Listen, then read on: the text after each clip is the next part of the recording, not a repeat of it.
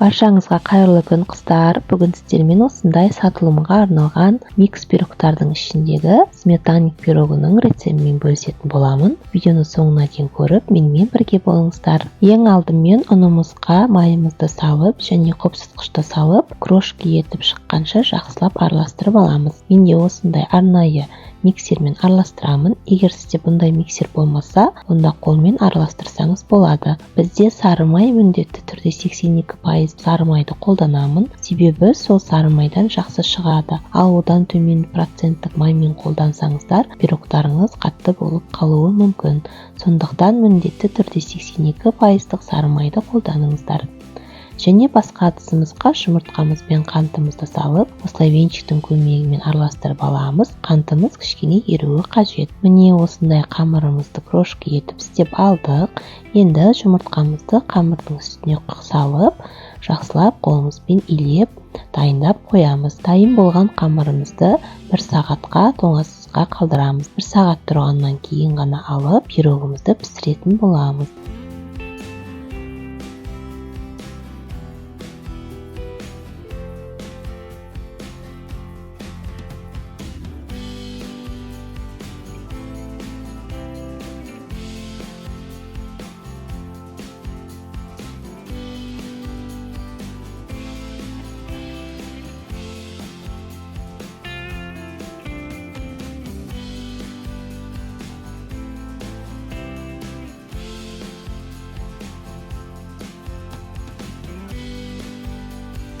Енді пирогымыздың салмасын дайындауға кірісеміз. Ол үшін жұмыртқамызды, қантымызды және де қаймағымызды алып, осылай венчиктің көмегімен жақсылап араластырып аламыз.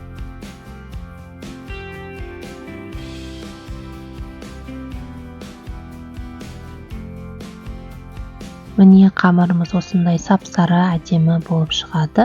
1 сағат тоңазтқышта тұрғаннан кейін қамырымызды алып, керек формаға орналастырамыз. Мендегі форманың көлемі 20 см форма диаметрі, және де осы мөлшерден осы диаметрге арнап описание бөліміне қалдыратын боламын заттардың мөлшерін. Егер сізде үлкен диаметрге жасағыңыз келсе, пропорция арқылы есептеп мөлшерді көбейтсеңіз болады. Жақсылап жан-жағына қамырдың барлығын әдемілеп жайып болғаннан кейін, кене осылай шанышқымен астынан тесіп шығамыз.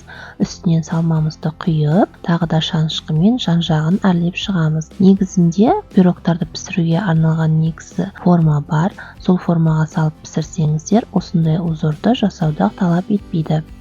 Осындай торттың формасы болғандықтан шанышқымен узорлар жасап шығамыз. Және де қызып тұрған пешімізде пісіріп алатын боламыз. Осылай біздің қаймақты пирогымыз пісіп шығады. Міндетті түрде суын күтуіміз қажет. Егер суымай тұрып біз формадан алатын болсақ, онда арасындағы салмасы ағып кетуі мүмкін.